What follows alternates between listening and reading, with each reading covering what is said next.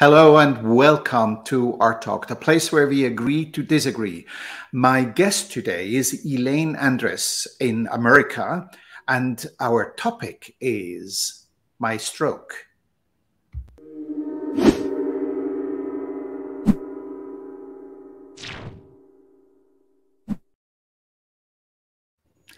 Hello, Elaine. Welcome to an episode of Art Talk. I'm happy we finally made it. Me too. Thanks so much for having me. It's a real honor to be here with you and to share this time. You're flattering. Thank you very much. But yes, it is a privilege because we have viewers, and I'd like to introduce you to them for a moment. So today, Elaine Anders is the creative director of Reiki Home.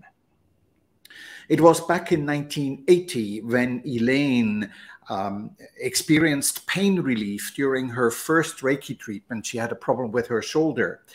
And that made her, she was very intrigued. So she explored. And eventually, as of 1984, as an ordained minister, Elaine started to teach in congregations and interfaith communities. A quote from her: "With Reiki as my guide, I am a student of life." Quite the spirit of our conversation, I anticipate. I got introduced to Elaine in 2017. By that time, she had been recognized as the source of Reiki Home, one of the most successful international and inclusive Reiki organization in recent years. Presumably, that recognition must have been something of a stroke, though a different kind of stroke than the one we are talking about. Because today we are talking about Elaine's brain stroke, which is the name giver of our Art Talk. But maybe we can explore some of these other types of strokes as well. I made you laugh there. I'm happy about that. Me too. I never thought about that as a stroke, but it was, in a way, very much. So yes, I looked up in preparation the meaning of stroke, and actually in the English language there are so many ways. At the single stroke, different strokes for different folks, and so on. Many. I've just put a few underneath in the ticker. In fact, today I was in the lake 3 hours ago, and for the first time in my life, I did the backstroke, another stroke, the backstroke, and I had snow falling in my face. It was snowing and I was in the lake, but I was wearing a rubber suit. So, Wow. So indeed, I sort of planned our conversation. Of course, we have a main topic, and that's your stroke. But we can easily transgress also into some other versions of stroke, like the one I alluded to with being recognized as the source, or take it on a lighter note. I've also prepared something as a stroke of genius, if we need a break and watch a short video. Where would you like to start, Elaine? Wherever you would like. It has been a life-changing experience. And I think maybe for our viewers, because not all of them, some of them know you a little bit by now with the introduction, is there anything you want to change or add to the introduction? Just that my title was Reiki Home changed from creative director to executive director a while back. Oh, I'm sorry. That's okay. We're still making that shift in our own conversations, so don't worry about it, and including me. And Elaine, some of our viewers, of course, may not have known that you have had a stroke. So maybe we start first by you giving a little background of what happened. Okay. So we're all on the same track, so to speak. Okay. Well, my 6-month anniversary is coming up very soon. And I'm excited about that because now I can get my COVID shot. But on June 12th, about 9:15, I had a major stroke. I was very blessed in that my family was home. They recognized immediately the signs, which I did not, and got me to the hospital ASAP.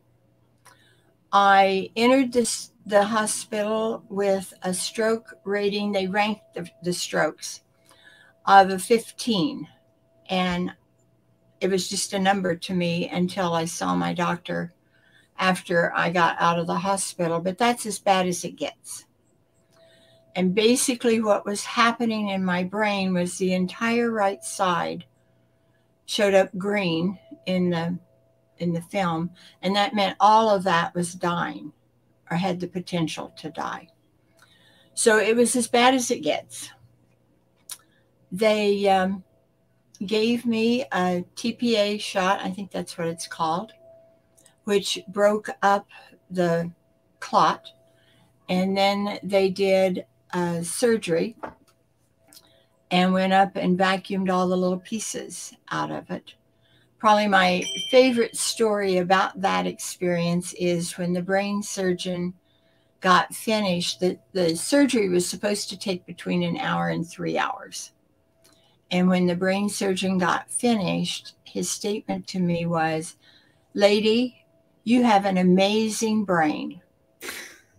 So I love that. That was a real gift. I just remind everybody, if they contradict me, remember, a brain surgeon said, "I have an amazing brain."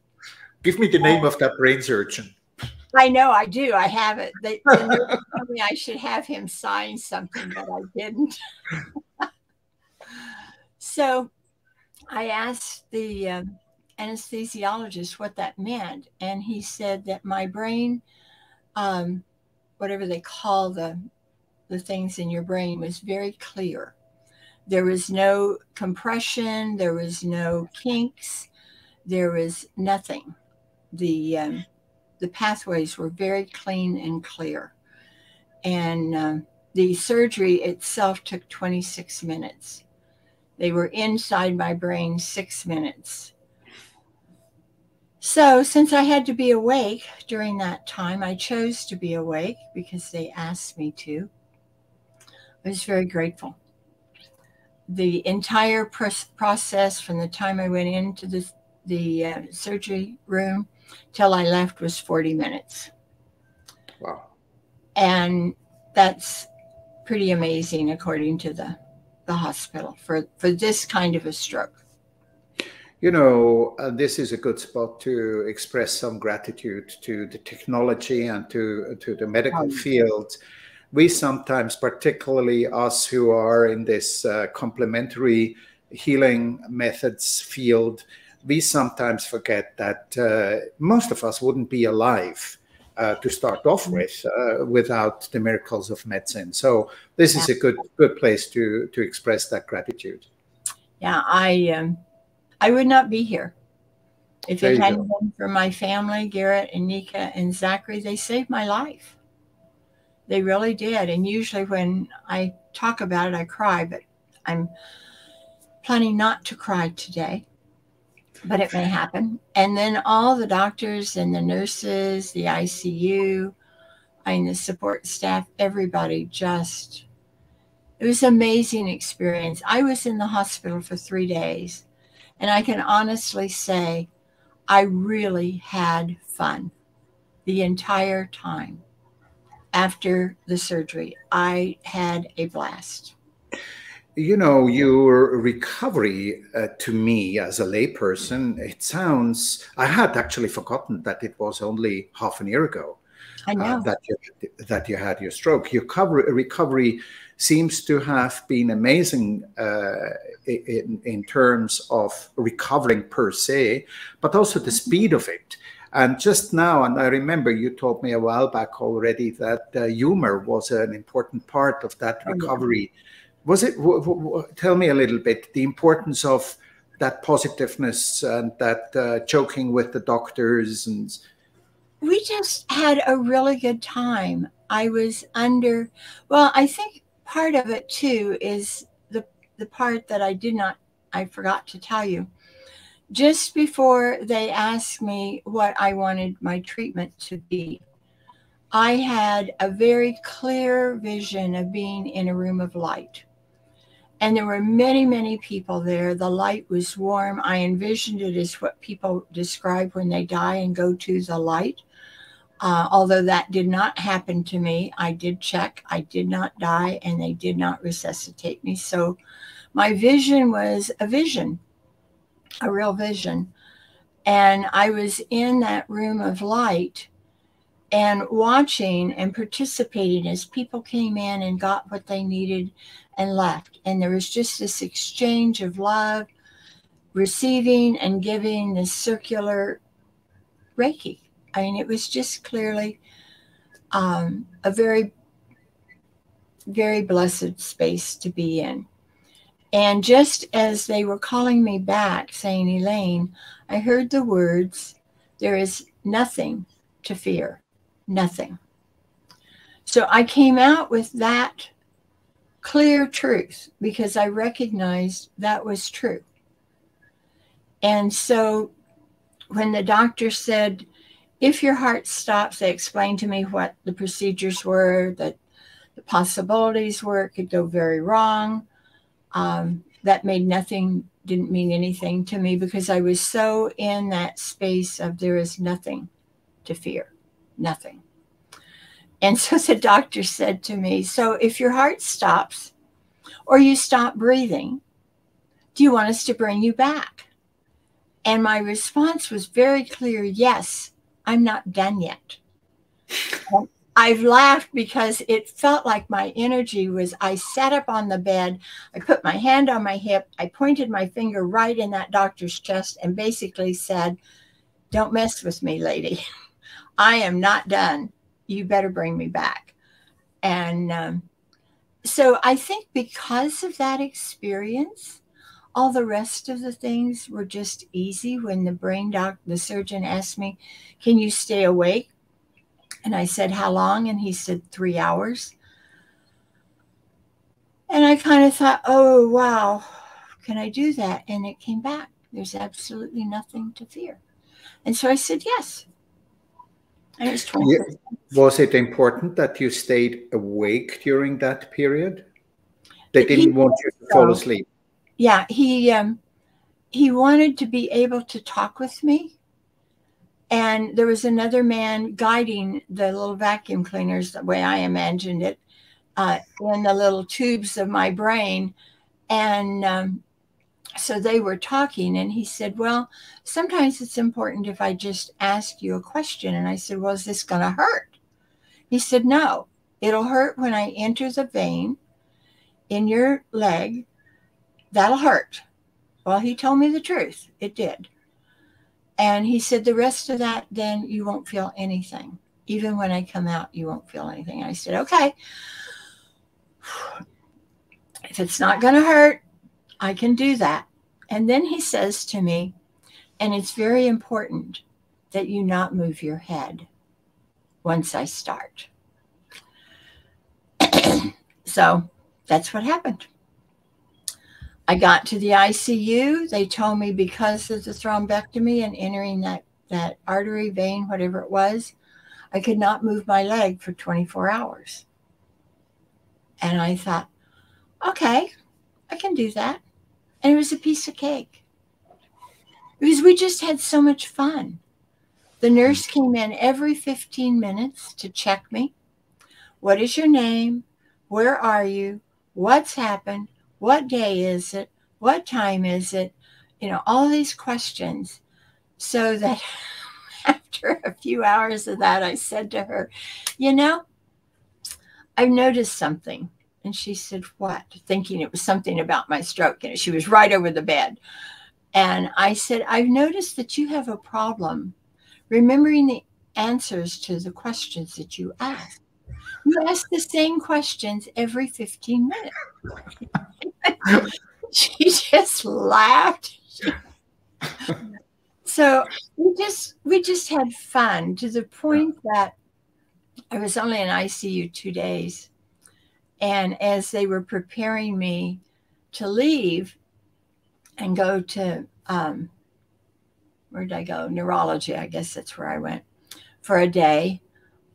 This doctor on the ICU walked into my room. He wasn't on my team at all. And the nurse immediately said, "Oh, Dr. So-and-so, what can I do for you?" And he said, "Well, I just had to come meet this lady." And she introduced us.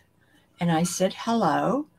And he said, "We don't get patients like you in ICU. And I just wanted to meet you." So my reputation had spread. Excellent. We had a lot of fun.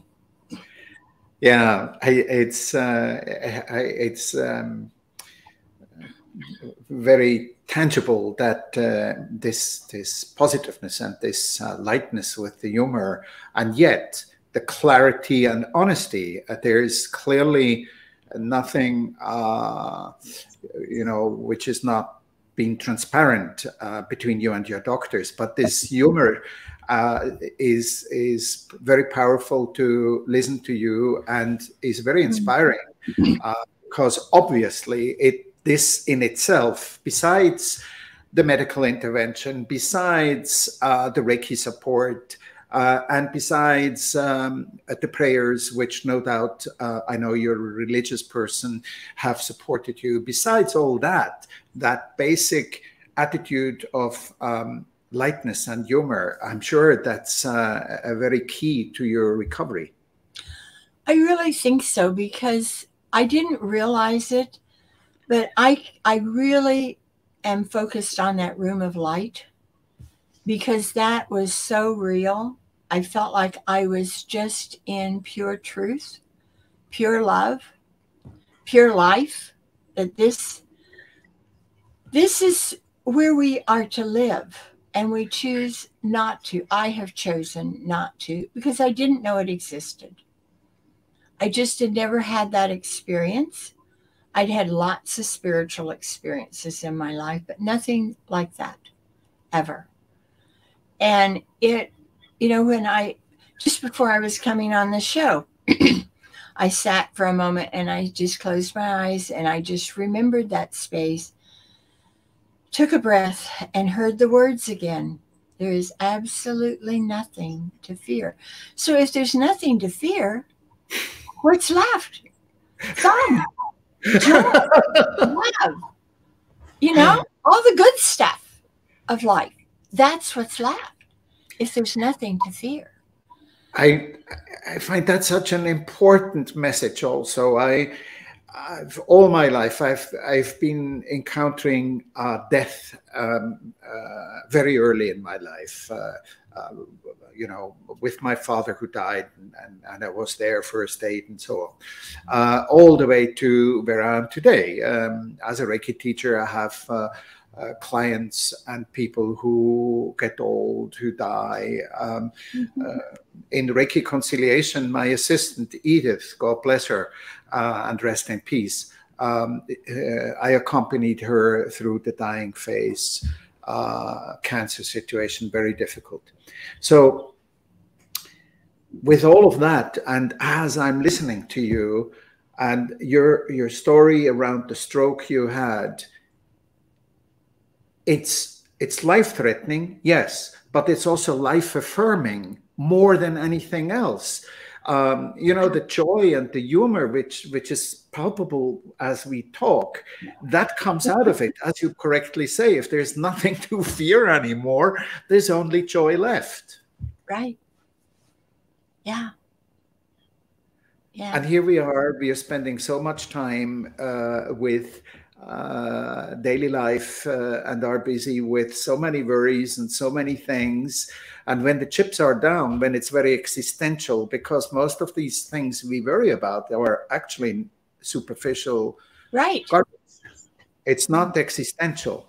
And when the chips are down and all this garbage is out of our sight, we remember what this is all about, and it's life, and it's being a life. Right, right. It is. It's such a gift. It's just such a joy to be here. You know, I go for walks and a bluebird comes out every day from this one house. I don't know why, but for days, this bluebird flies across my path. I go out and sit in the backyard and a red dragonfly comes, which I didn't realize is a symbol of transformation and transition, moving from death to life. And I've contemplated what that meant. And it has appeared periodically, just kind of like, just remind you, just remember, this is your path. This is what's happening.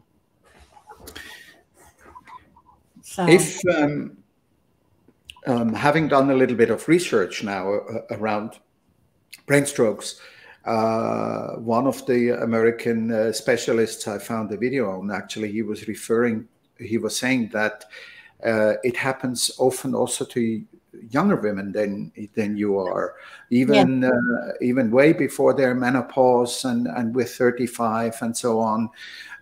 And it appears that the majority of those patients are actually women.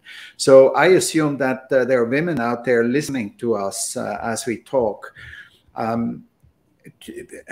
don't want to ask you, do you have a word of advice? That's unfair. But you can speak about your own experience and what you felt helped you, because here we're talking about those glorious, light-filled, joyous moments. But let's not fool ourselves. There are also the other days, and when there's pain, right, and when it's dark. And it was a long way for you to come, even though it was only 6 months from where you were to where you are now. So true. And the other thing I think I would share is that most stroke people don't have the experience that I had. This isn't common. And that's, I think, important to realize. There are many different kinds of strokes, which I didn't know. The first week after my stroke, I read a book on people's life stories after stroke, and I learned a lot. And I realized that the medicine and the surgery that they gave me could not have worked. There were stories there where it did not work. So I have really been blessed with a unique experience. One of the things that I have learned, which was a shock to me because I consider myself an educated woman and an open, kind person, and I did not realize how little I understand about the daily walk of someone who's had a stroke. Even myself. I walked out of the hospital 3 days after my stroke, coming in at a 15, which is as bad as it gets. 120 of however they measure in my brain was going to die. I could have died. There were 3 times I could have died with each one of those treatments and from the stroke, and I didn't. And I came out with a 0 in 3 days. That was my ranking, which means I needed no physical therapy and no occupational therapy at that time. And as I have struggled with emotions, I didn't know that that was a part of stroke, but emotions can just spring out of me, and I have no awareness. Tears. You could say one little thing, and I'll just turn into a puddle of tears. You could look at me, or like my granddaughter, just to give you an example of how this works. My granddaughter was in bed. She was laying on top of the blankets, and I walked in, and I was really tired. I wanted to go to bed, and I said to her, "Would you just please get under the blankets?" And she looked at me kind of puzzled and she said, Grammy, are you angry with me? And it kind of caught me short because I wasn't aware. And I took a moment and I said, no, honey, I'm not angry at you. I was angry at what I was working on because the article I was writing wouldn't come. And I came down angry. And I spoke in an angry way, didn't I? And she said, yeah, it sounded like you'd asked me 10 times to do that. And we just both laughed. But the anger can just come out in sudden ways and nasty ways, which I deeply regret when that happens. And I don't even know it's coming. Grief can hit just suddenly. And I'll be out walking and suddenly I'm just sobbing and sobbing and sobbing. Could be because I'm so grateful that I'm alive. I cried at Thanksgiving at the dinner table because I was sitting with my family and there was a good chance that I wouldn't have been there.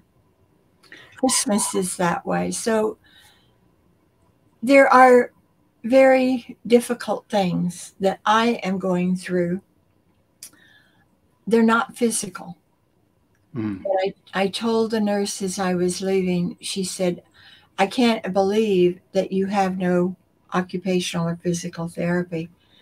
And I said, where my journey is going to be is emotional and mental. That's where I'm going to struggle. Yeah. And I am. And I am. And it's not fun. Yeah, I'm sure it isn't. And I'm glad that you have a good support system. And I'm eternally grateful for your openness, to be here to speak so freely about it. And I'm glad we also touched on some of the challenging aspects, not to convey a naive, rose glasses painted image. Yeah. According to the doctor, I lost 4 of whatever the 120 was. So I lost very little. But I lost up here in the attention and focus area. So I can run around, as my dad used to say, run around the barn until you find the door. And I will run around the barn 10 times before I find the door. And I've learned to ask people just to stop me on the second round. It'll save us both a lot of time.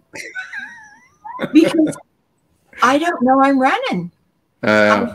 My brain is running, or my brain will just suddenly, I'll be talking to you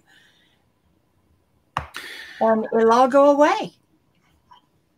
This quick recovery and being so much back to full capacity and having experienced this, which I know also is a challenge to, and you just described in other words, to the personality. So many people who have had brain damages were afterwards for years battling with reconnecting who they are and who they were. So, what I'm alluding to or driving at is, here I'm talking to you, and I know you were a very active woman before the brain stroke, and you recovered very quickly. And there is a degree of danger that you're expecting of yourself, and the environment is expecting of you to be, I talked to you, and it's like we spoke a year ago. So why shouldn't I have the same kind of expectation speed as I had back there?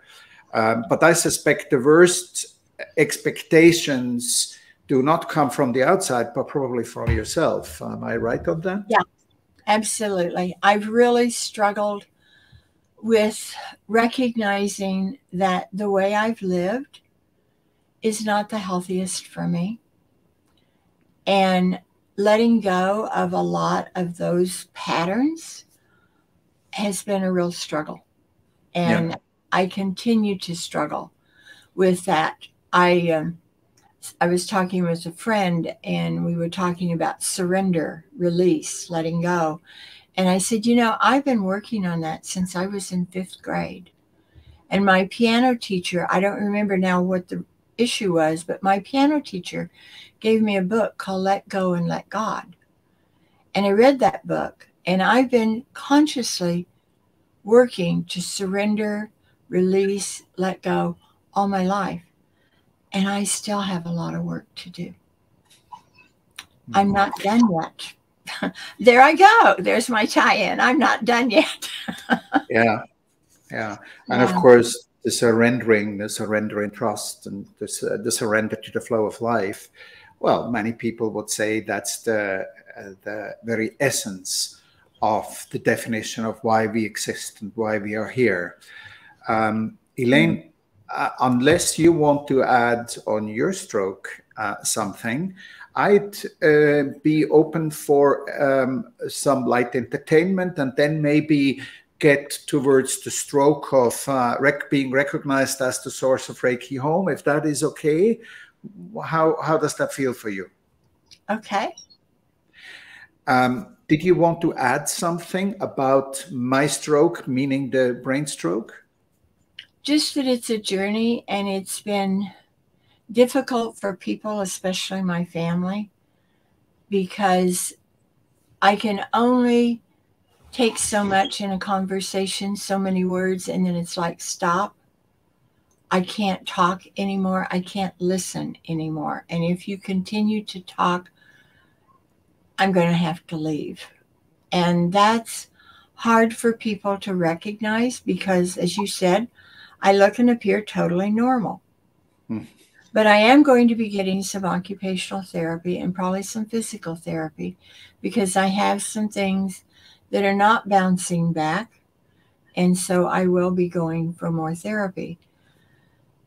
So I guess in terms of my stroke, I would just ask people to really be kind and compassionate to everyone, because everyone has some kind of something going on inside.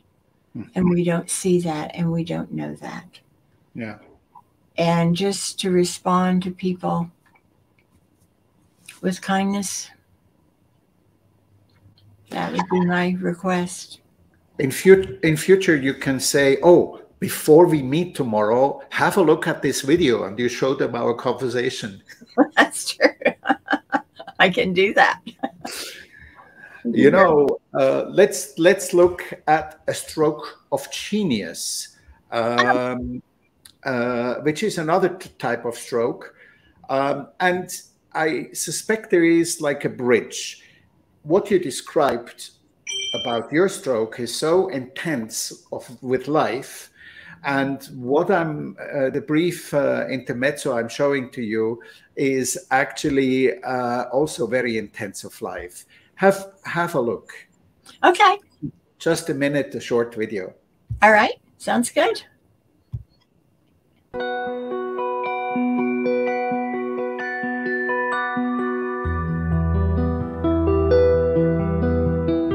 It was when Van Gogh moved to Arles in the south of France in February 1888, just 2.5 years before his death, that he discovered his own style, his own way of writing, as it were, or sculpting with thickly applied three-dimensional dabs of paint on the canvas. Never before had an artist applied thick gobs of paint like you see in the painting behind me. Not just dabs of paint, but actual smears laid on with his fingers, coming directly out of the paint tubes with a palette knife, building up thick encrusted layers to the point where the painting looks like it's actually alive.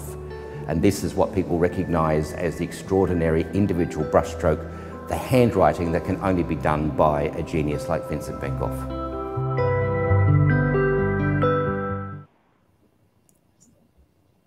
There we go. Slight change, another stroke, a stroke of genius. In this case, it's a painter. And in a way, and that's maybe the bridge, aren't we all looking for the stroke of genius inside us? And is it sometimes necessary, in inverted commas, the necessary that we experience the kind of stroke you had to remember what life is all about and why I'm here, and reconnect with the quest for for the purpose why the genius, the stroke of genius, which not to the level of Van Gogh, but in our own way, we all are having that stroke of inspiration, maybe, or zest for life, or it doesn't need to be genius, which is also very close to madness, as Van Gogh, of course, is a good example for. So where I mentioned right at the beginning that maybe the recognition of source being the source in Reiki Home was somewhat as a stroke. I know from my own experience, and my viewers have some insight about the concept of sourceness, because I've had Peter Koenig as a guest in my talk show. Yeah.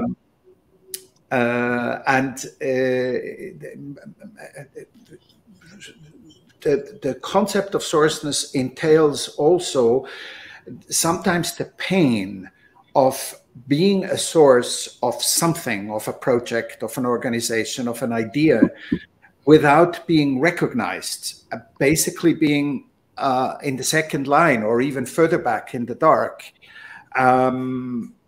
And conversely, by the way, very often the people in the front line, the managing directors, the CEOs of a company, who see themselves in the spotlight, and they see themselves carrying all the responsibility, and they're actually not the source. They're also going through a painful phase when the source of an organization is not known to them.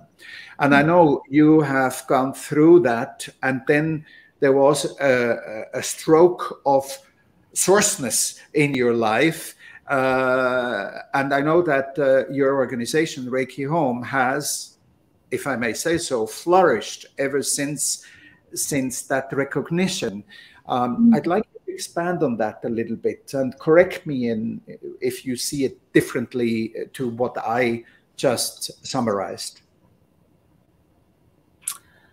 It's interesting. We did flourish, that's true. It was not that easy. There has been a lot of challenges in Reiki Home that we've had since that time. I need for you to repeat that question again.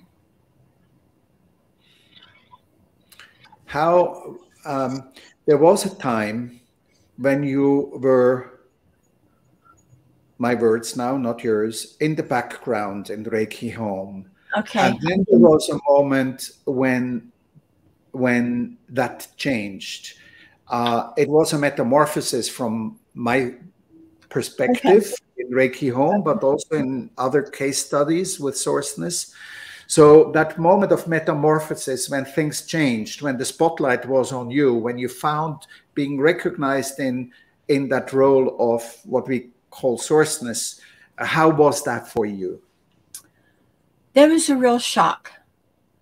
I had been in the background for years, taking notes, taking minutes, calling meetings, doing the Zoom work, paying bills, all the administrative work that needs to go on in an organization.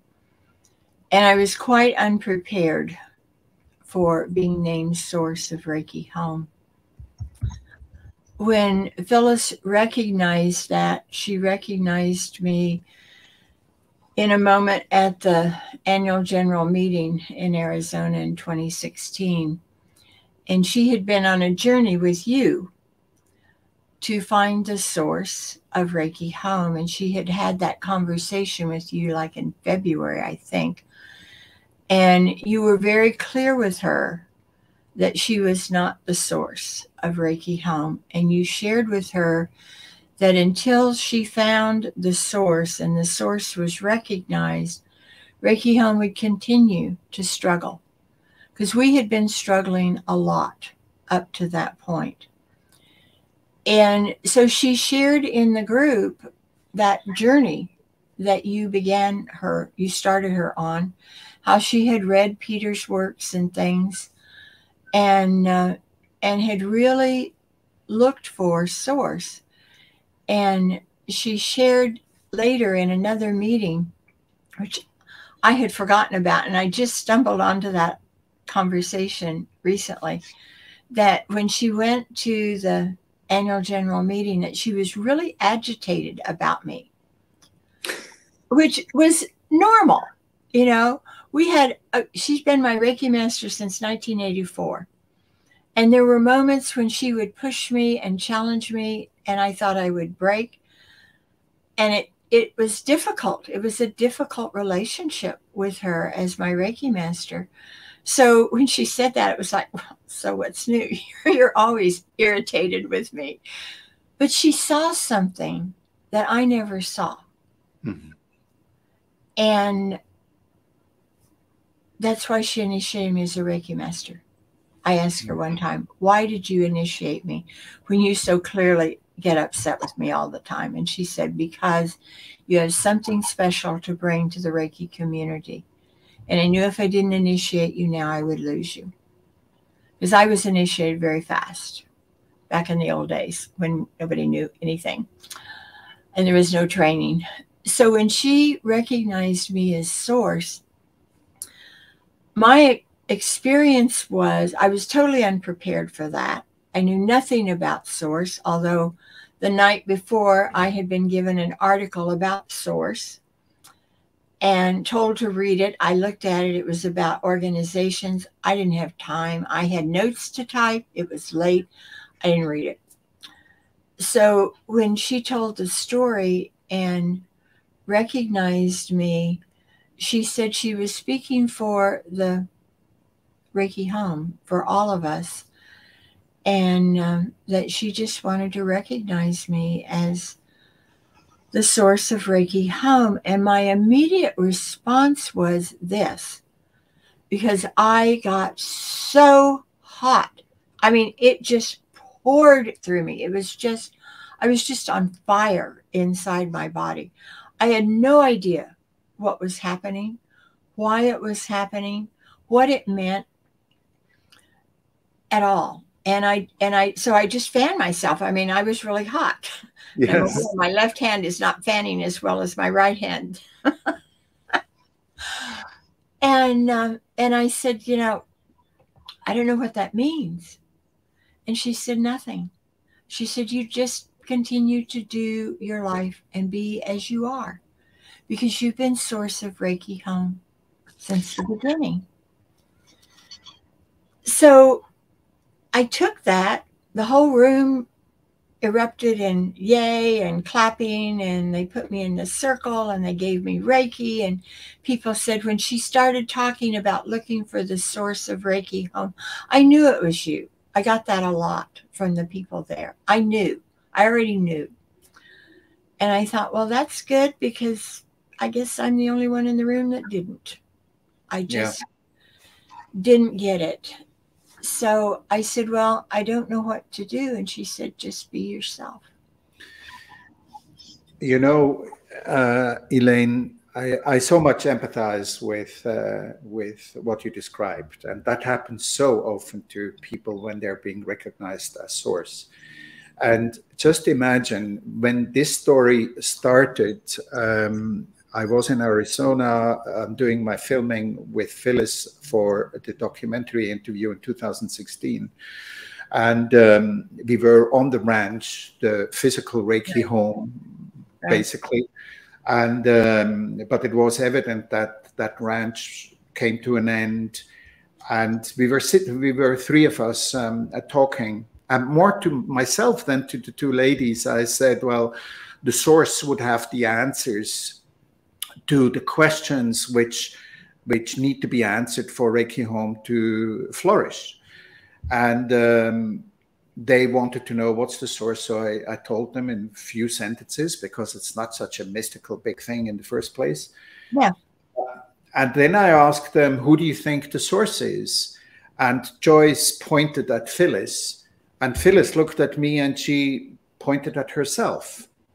And I said to her, well, you may be the visible face. You may be the horse pulling the wagon. You may be the engine driving this whole thing. You may be the most visible and the most powerful of all the people involved, but that does not make you the source. And of course, she was at first flabbergasted, but Phyllis, being Phyllis, having an open mind, she wanted to know more about the concept. Right. And I sent her a whole lot of information, which then eventually ended up on your desk.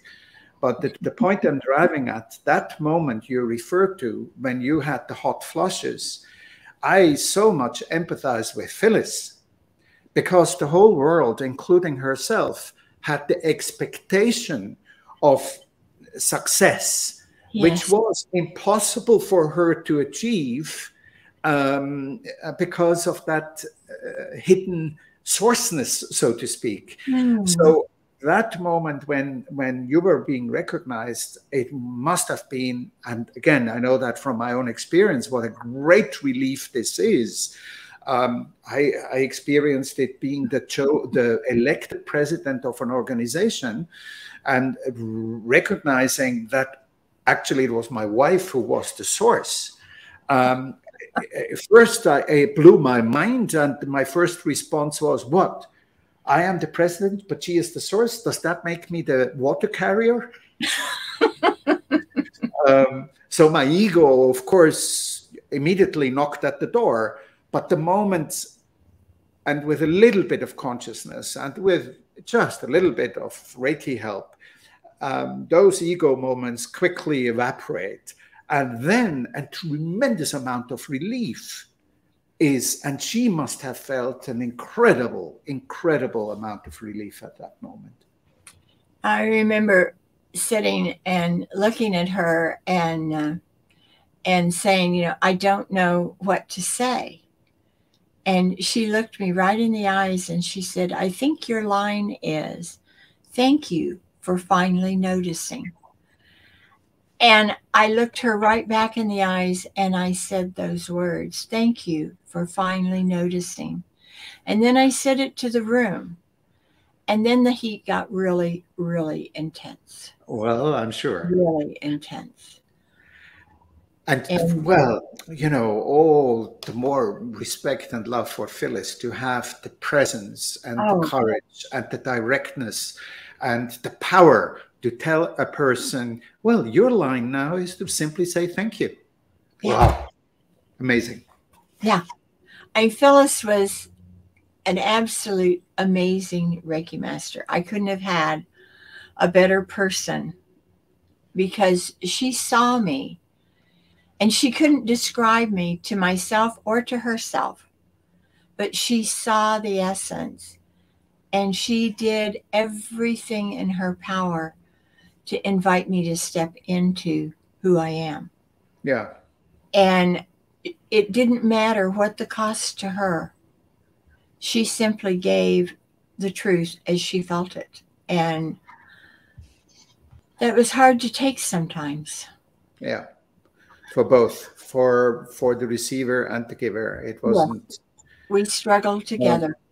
Rest in peace, Phyllis Lei Furumoto. So many of us are in awe and in gratefulness. Absolutely. Elaine, we have to come a little bit to an end. I think the next art talk you and I are going to have is maybe on how it is to be the source, what that means and how you deal with it, because that's not the answer to all the challenges which an organization faces. Just to know, I should have the connection to the inspiration, to the original energy field, and we screw up as we go along. We make the wrong decisions, and that in itself maybe would be a follow-up we do in half an year or a year. Should we? I think so. I think so. Because I would want to emphasize in that every person is a source of their life. It's not like I'm something special. I'm just a person that I connect to a field of energy. and I share what comes. And then it's up to the rest of us to create Reiki Home.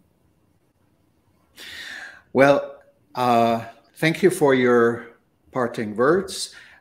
You are a very special person. Take it from me. Thank you. And I'd like to close here. Is that okay with you if we close? Absolutely. Thank you very much, Elaine, for having joined me here. I wish you all the best.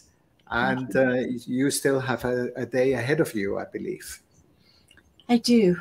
I have a few tasks to do. Okay. Good luck and bye-bye, Elaine. Thank you. Thank you so much. It's been such a joy to spend this time with you. Same thing here. Thank you. So, dear viewers, thank you for having watched. And please subscribe. That's my usual parting words. But more importantly, in 3 weeks' time, watch again.